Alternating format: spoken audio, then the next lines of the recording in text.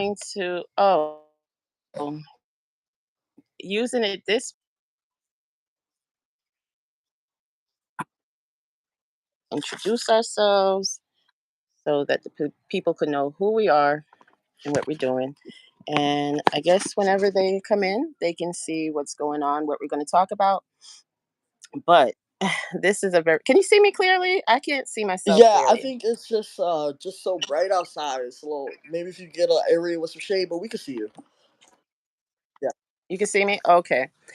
Okay. So I'm glad you came to join me today.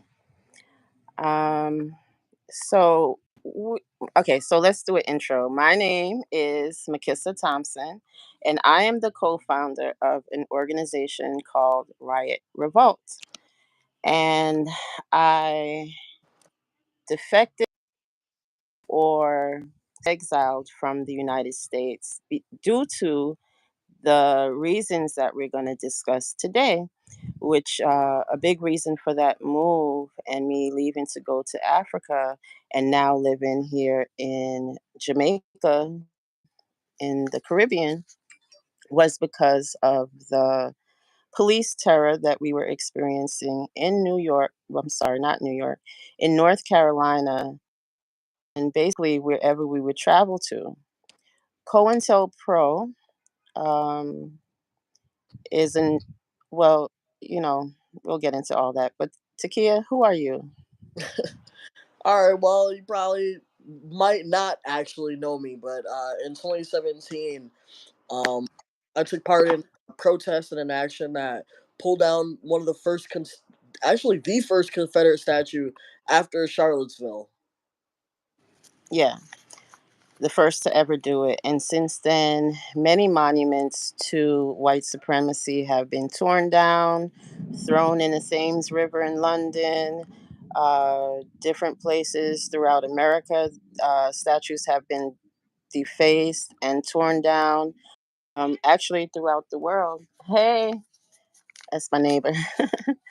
So, yeah, and do you want to tell the history of COINTELPRO? Um, the history. I think you probably would know a little bit more about the history of COINTELPRO than me. Okay, so my knowledge of COINTELPRO is that it's a counterintelligence Program, what- right? It's an apparatus program, arm of the state, basically. mm, And the FBI came up with it, or Edgar Hoover came up with the COINTELPRO program a long time ago, before he was even head of the FBI. And the tactics that are used for COINTELPRO is jailing someone who is anti-US, anti-white supremacy, anti-oppression and genocide of African people and African descendants. So their theory was, if we come up with this program, then we can stop the quote unquote Black Messiah from having any dominance on the American people as far as changing their mindsets to self liberate themselves, right? mhm. So, one of the first victims that I know about of COINTELPRO is a man called Marcus Garvey. Marcus Garvey was taken to court on trumped up charges saying that he uh, he they used the postal service, which is a federal arm in the United States, saying that he used it inappropriately, and therefore he deserved to go to jail. But the real reason that they brought him up on charges is because Marcus Garvey was so successful in leading his organization, um, in building the organization, in getting funds for the organization, for the, what was it, the Black Star, the Black Mhm. Star everything, Black Star shipping, Black Star uh, freight. what else? Black Star, Boats, Star Lines. anything associated with Black Star. What did you say? I said Black Star Lines. Yeah, his Yeah. you know. Hmm. Um. So yeah, I guess COINTELPRO moved into the 70s also against the Black Panther Party, against Martin Luther King, and I think Hoover said that the program's objective was to discredit, disrupt, destroy. I just found some, Yes. something like that. So anytime you see an activist or a movement and it's being discredited in the media, which nowadays and historically basically just acts as the stenographer of the ruling class within the United States. So anytime you see this campaign to discredit a social movement activist person, anytime you see things meant to disrupt, whether it's charges that are trumped up, you know, because you can't build a movement from jail, from No. so No. ultimately those charges, whether they're real or fake, are meant to destroy you, to destroy the movement, to Hmm. and to destroy, I don't know, Credibility. credibility. So, Yeah. but this goes on Okay. today. So, which brings us to what we're going to talk about today. Yes. Okay. So, what we're going to discuss today is we had a brief conversation earlier and we were just talking about different movements. And then I was astonished to hear that one of the people that I know directly from organizing circles, Ghazi, was arrested in what was it, 2021? No, 2022. And what I heard was that he was arrested because someone that was staying in the Hammer House in Atlanta called the police and said that he couldn't leave the house and he was basically kidnapped by the organization. And then Ghazi to be released in April of this year, but after the charges were dropped in the kidnapping case, new charges, federal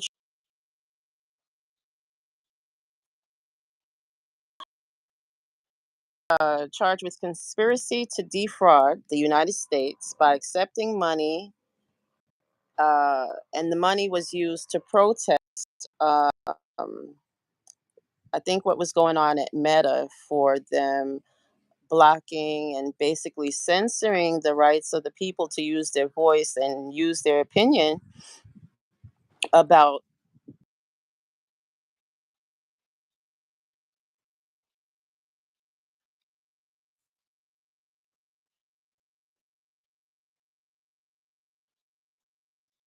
war against Russia for fighting Ukraine. So what was said that he received $6,500 to um, for the fees to, I guess, make these protests successful, right? What do you think about that? Uh, I can't. I was not there in the house to say whether you know this abuse happened or not, but I can think critically, and I know the state doesn't give a fuck about the abuse that black people do, whether it's interpersonal or systemic. I don't think Yeah. I don't think they actually give a fuck if he if he was kidnapping and assaulting and raping and robbing or whatever else of the black N- community. I think No. this is really about disrupting what, on the other hand, um, was detrimental to the United States and to white supremacy and to capitalism and to war. So, Yeah. So also there was another organization. Uh, Ghazi was the organization called the Uhuru Movement out of Florida, and it was led by Omali Yeshua, charged with the same crimes. Um,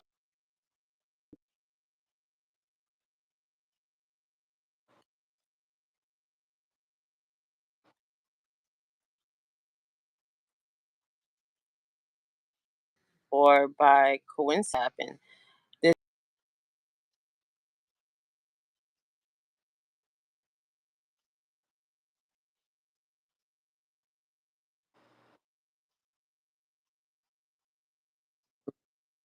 Mhm.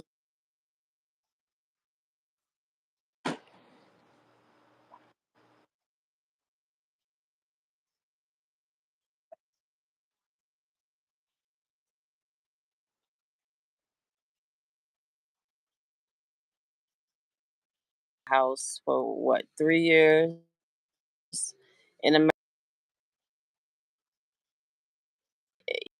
toll on you, and it makes you know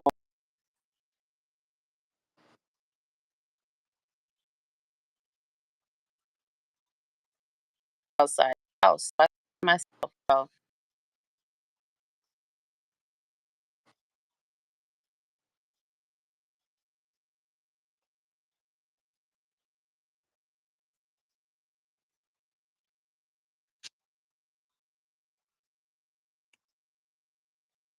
Mhm. yeah, it's okay.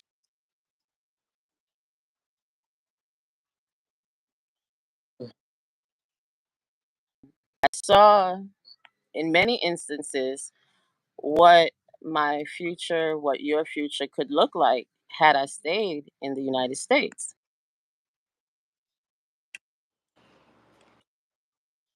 That can be brought up, and they're getting more charges. For me, it was just basically listening to Malcolm X, but it's no coincidence that that call went into the police after we started our organization, like a month after we started our organization, in order for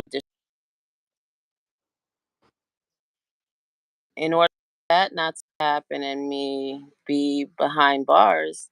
The best thing I can do is advocate that other people, all they want to do is disrupt and destroy. Mhm. You know, Yeah, what are your thoughts on that? for I think one of the major things that I was able to take away from the Ghazi situation and the Uhuru situation, it just goes back to speak to how if you are going to be a true revolutionary or a true progressive, you really can't indulge in these little I don't know, in these little systemic privileges, or these little, you can't play into the system, right?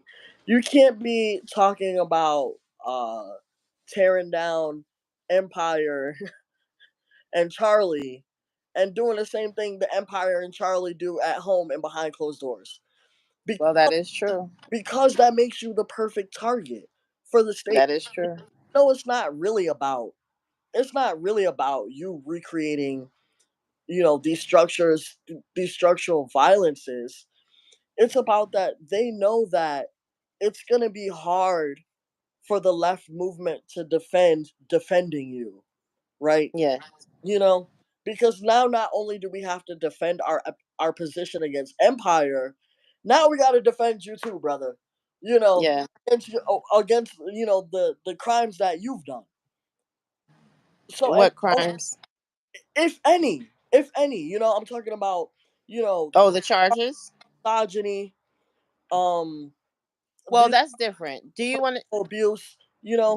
That's different. Do you want to discuss that with the backstory that you're talking about? Yeah, I definitely. I feel like within the movement there's been long-standing accusations of abuse coming out of the Uhuru movement. I can't really speak to whether those are unfounded or not, but I do feel like if there's a pattern and people are always saying it, black women particularly, where there's smoke there's fire. So I And feel what would they say?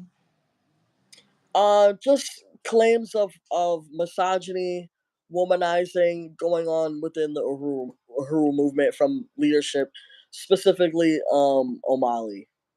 Right, because this is around the time that Ghazi actually left that organization. Right. Remember? And Right. came claims of their own that yes, the claims of what goes on in Uhuru are not completely unfounded. That there is something there. So I feel like, as revolutionaries, we have to take that so seriously because I mean, we already fighting a war on one front. So why are we adding to that? We can't be, we have to be a shining light for the masses, right? Leading them you know, The into the future of humanity, right? Instead of trailing at the tail, still holding on to these vestiges of a class based society. right. Yeah, so it's very unfortunate, but we kind of touched on dealing with different organizations and vetting organizations better when we last spoke. And my belief is that when you have an organization, you have to practice the basic tenements, um, you know, for your own survival and for your own.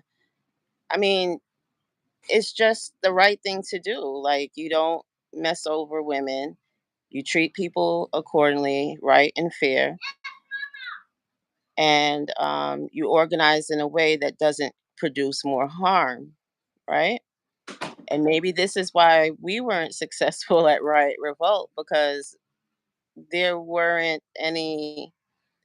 We didn't mistreat people, right? But it's just interesting that at the height of coronavirus, these things come up and these people are jailed for taking money from Russians. And what is it? I read the article, but I forgot to write it down. Hmm. I wanted to get out the part on what they were speaking about, the Russian person that may not even get tried. He was indicted but not tried because I guess he's not here in the United Oh, States. I suppose it's the Russian person that they say gave Uhuru the funding, right? Yes. Right. Yeah. So basically, this is just a tale to watch out who you organize with. Choose and vet the organization strongly, because COINTEL is not dead, right? And it's probably, in most cases, somebody within the camp that set off these chains of events to take pay An to take infiltrator. place. I mean, let's be Right. real.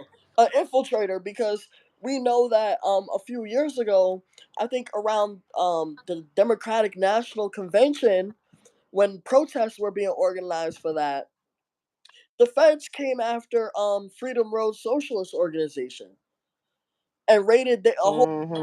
headquarters and computers and stuff like that. So I think another major lesson that we need to take from this is digital security. Everything can be right there Digital on the security. laptops. I mean, we need some You're right. protection. I mean, so to speak, you can't be shitting where you eat. Not everything could be on the same laptop. Not everything could be on the same device. We shouldn't be using the same Right. emails for everything. I mean, we need to be taking security seriously because they're That's taking true. they're taking their end of the war that we're at seriously. And I think the Right. message for people who are inside of the belly of the beast and for people who don't want to leave or haven't committed themselves to leaving is to understand that the risks are very high. I mean, The risks are very high. this is Look at Mamiya. this is Mamiya's still in prison. is every day. You I broke up. said it You on. broke up some.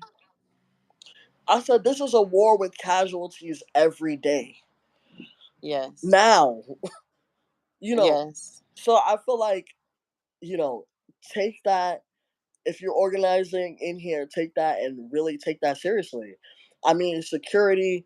I mean, we're going into an age where clandestine organizing is And then I just want to speak again. It's funny you mentioned that. All of these charges relate to $6,500 for making protest signs and, and probably paying the rent in one or two offices, which is like compared to what the U.S. does.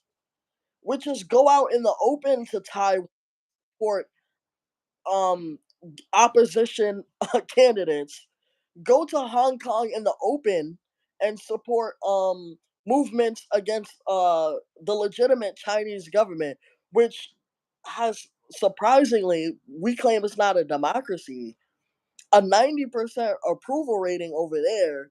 Meanwhile, Joe Biden's approval rating is 42%. So who's really undemocratic and who's really meddling in public opinion? It's a projection. It's a total projection, an inversion of reality.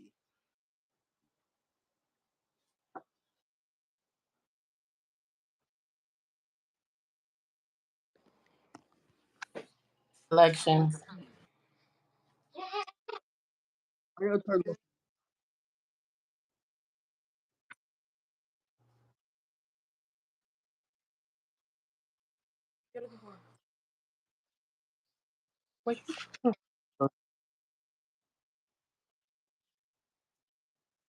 Mhm.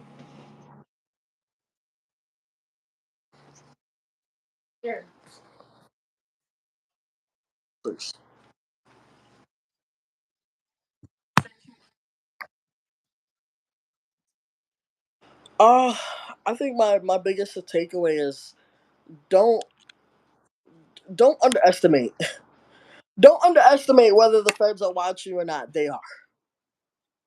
They are. They are. And remember that that conference call was probably taped as Yeah, I mean, you just have to remember that it's always a possibility, a strong possibility. Watch what you say, watch what you do. Digital security is number one. Okay, not everything got to be on the phone. Not everything got to be on the same phone. Delete your files regularly. Password protect. VPN. I mean, it can't be stressed enough. It cannot be stressed enough. And I think, yeah, in this era, especially with COINTELPRO, like we were saying, in this social media era, you know, Facebook has made it no secret. I mean, that they will collude with the government and do anything the US government says. Will shut down any page that presents a serious opposition to US hegemony. Instagram is owned by Meta and it's the same thing. you, Twitter you're now you're breaking up. Twitter now with or now known as X is the same way and will comply completely um with the US government, and you have to especially stay wary of these so-called fact-checking institutions providing a context which is heavily skewed in a way that supports US interests and Washington's interests. So always make sure you're looking critically at your sources. Don't just believe what these fact checkers tell you. Right. Yeah, that's absolutely true. And actually, don't vote.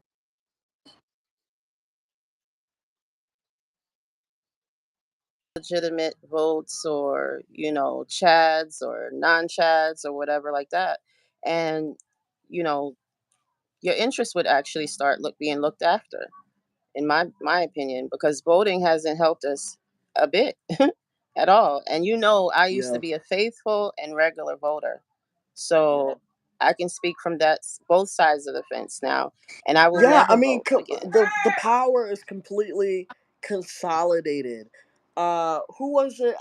Was it Julius Nyerere? I might be misquoting, but he says like the U.S. is a one-party state, but in typical Western decadence, they have two of them.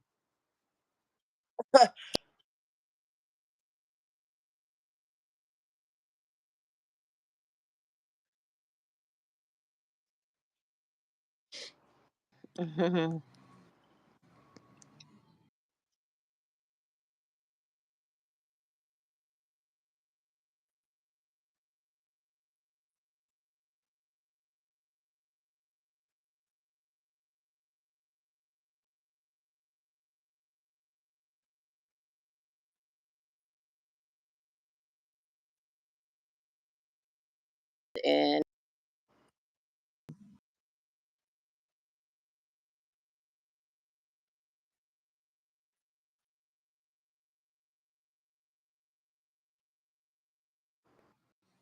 demands to wear masks and injections and things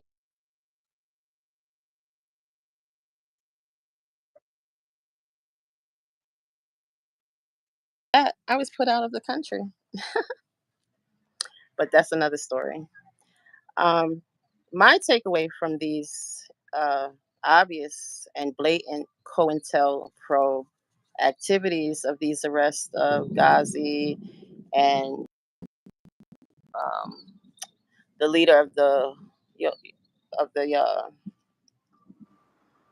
what was it, the Uhura movement, is designed to destroy, but you cannot let that take away the value that organizing for Black liberation has, right? It still has to be done because there's still a lot of liberating of minds that need liberating, mental slavery that's going on that needs to be eradicated. So I wouldn't let these things stop me from organizing. It would just alter the way that I organize, right?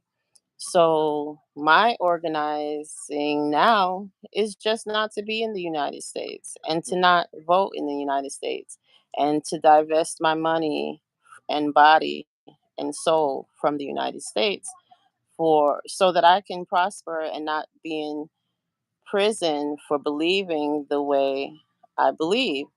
And that's an oxymoron because there's a democracy in America and you have a right to free speech in America. But obviously, those things are not true when it comes to speaking out in favor of Russia. Because, what is that? It's What? 9:40 p.m. in Zambia. What led to the formation of Black Panther? Oh, there was an arrest in LA. Oh, no, there was an arrest in Oakland, California. I believe it was in 1969. What was it, Takiyah? Well, Yeah, anyway, that's the there founding was year. okay. That's the year it was founded. But there was an arrest that took place in a neighborhood that was witnessed by a few people in that neighborhood.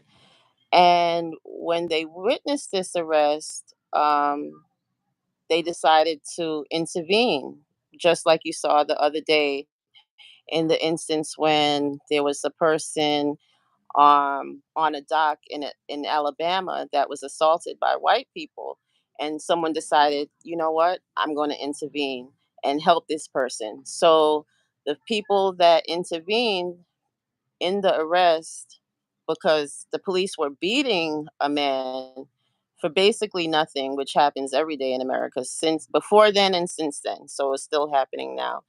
So they decided to intervene in the arrest and question the police, something that never happened in that time. Hmm. And after that, they started off as basically a police watch type organization. And then they decided to go ahead and uh, make it an official organization and form the Black Panther Party. And one notable person that is well, still in exile because she escaped from prison is a woman named Asada Shakur. She was was being highly investigated by the police, being watched. Um, they would break into her apartments and go through her underwear drawer or steal things in her from out her house. Similar to what happened to us, I explained the other day. Your storage was broken into and everything taken out of it. But that's a loose story as to how the Black Panther Party was created. And, you know, look up Asada Shakur. She is still in Cuba. She escaped after she escaped prison in, I believe, 1983. and and Cuba accepted her and said they would never turn her in. And I want all the people watching that think that you're not valuable as a human being, and especially Black women, to know they are valuable as a human being, because she is the only person in the world. Um, they started off with a $1 million bounty on her head, and after some years, they raised it to 2 million. And as poor, well, as disenfranchised as Cuba is by the United States and the sanctions, Cuba still said we will never turn Asada in. Hmm. Yeah. Yeah, and I think a part of that history goes back to the South because uh, originally uh, Huey Newton was actually inspired by events that took place in Lowndes County, Alabama. I want to say, um, and it starts with the tradition in the 1950s. You know, it was this idea of fighting for desegregation when really that was kind of hijacked. I mean, the Yeah. movement for desegregation was kind of a hijacked movement of black people saying, okay, we'll take separate and equal, but the separate was unequal. So Right. that kind of moved the movement into this integration desegregation space. The original movement in the 1950s, there's actually a book written by James F. Williams, Negroes with Guns, and it talks about how in the South, the people who were fighting segregation, it wasn't there was another peaceful, well, it was peaceful. Let me not say it wasn't peaceful. Of course it was peaceful, but they were armed. Robert F. Williams was an ex-Marine. He knew how to use a gun. He was armed. And at their events, arguing for access to public space. Uh, at that time, it was pools in North Carolina. They were attacked by lynch mobs, but they made it out because they were armed to the teeth.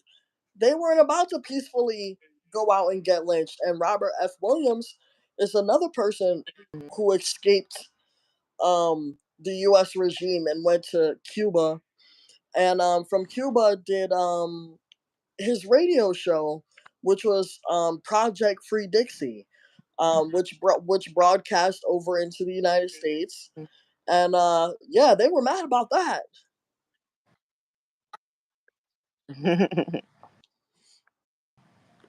That's So very.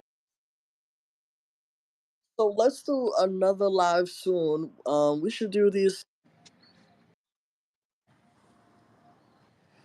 So, what do you want to do? Make it a Sunday thing? We can. Yeah, that sounds good. About this same time every Sunday, we'll be back. We'll be talking about recent events. What's going on? What are we thinking about? Yeah, because I wanted to discuss why there was a U.S. submarine in the waters of Jamaica spying on the Chinese government here recently. Hmm. Because China does a lot of business in Jamaica, and the United States is highly threatened by it. So I want to discuss that, as well as the many stories I hear about abuses to young women, little Hmm. girls, and women in general in America. Our lives are not really valued here, and when and if the state will come in and protect us.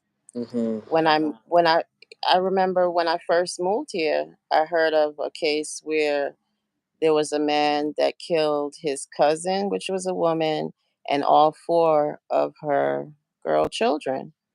Right. The other day, there was a mother who killed her 8-year-old daughter because the daughter's father, and everything that we're saying in this is allegedly. I just want to put that on record.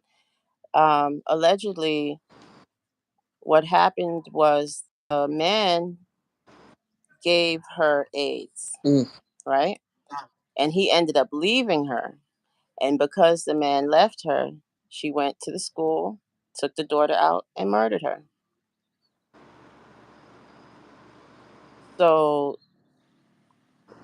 I can go on and on and on about the violence against women here, the violence against children here, but we'll talk about that, I guess, at another date and time. And then you can tell me what's going on where you are or whatever topics you want to talk about. But I think it's important to give the people a full perspective of who it is that we are and a full perspective of who I am as a person. I'm not a tourist in Jamaica, I'm actually living here.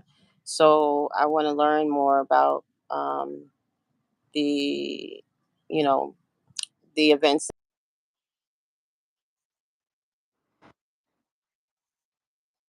and things like that. So yeah, that would be good to get together. Okay. And I appreciate your time. Okay, yeah, I love this discussion. Thank you for having me. No problem. So I guess I'll see you next Sunday. Okay, until next time. All right, we'll talk later. Bye. Bye bye.